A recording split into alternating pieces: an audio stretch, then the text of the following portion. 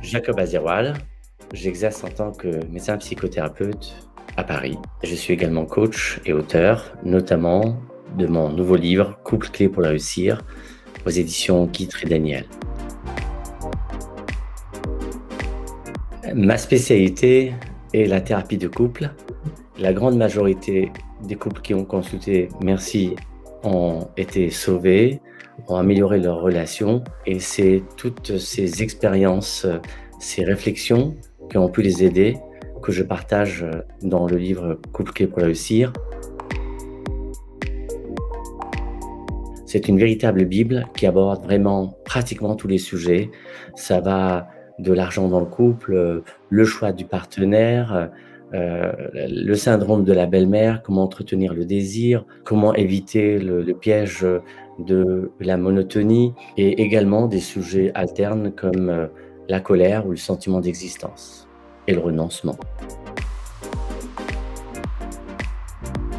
On ne peut pas aimer si on ne s'aime pas. Quelqu'un qui ne s'aime pas ne saura pas sainement aimer l'autre parce qu'il sera dans la dépendance, donc dans l'attente, donc dans l'agressivité. Et l'autre problème, il est que quand une personne ne s'aime pas, elle risque de rendre responsable l'autre de sa souffrance ou de sa problématique. Dans un couple, comme l'a si intelligemment dit une patiente, il y a 3 personnes: l'homme, la femme et la relation. On doit s'occuper certes de la relation, mais on doit aussi savoir se remettre en question soi-même avant de rendre responsable l'autre de sa souffrance. Réussir son couple, que vous le croyez ou pas, il y a une sorte d'histoire d'âme sœur. Et réussir son couple, ça veut dire réussir à dépasser cette propension au conflit et réussir à construire une harmonie dans sa relation de couple. Une chose qui est évidente, c'est d'être capable juste de dire merci. De dire merci à sa compagne, de dire merci à son compagnon et de faire des compliments. Pas des compliments dans le sens de l'hypocrisie, mais des compliments parce qu'il y a tellement de choses à dire.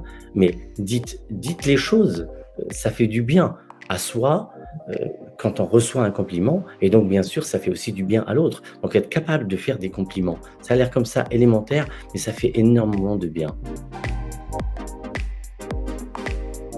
Le sous-titre «Je tue nous», parce que la réussite du couple, c'est de passer de «je» et «tu» à «nous» et l'échec du couple, c'est le «je» qui tue le «nous». Le «je» qui tue le «nous» parce qu'il y a des personnes qui sont beaucoup dans le «me, I and myself».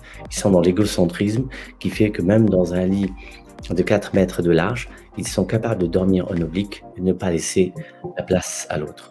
Or, quand on veut réussir sa relation à l'autre, et c'est pas uniquement dans le couple, d'une manière générale, il faut être capable de considérer l'autre. Il faut être capable d'avoir ce que j'appelle le sentiment d'altérité, de rentrer un peu dans la sensibilité de l'autre et de savoir quelles sont ses attentes, qu'est-ce qui lui fait du bien, qu'est-ce qui lui fait de la peine, pour en tenir compte. C'est l'importance du temps, de passer du temps.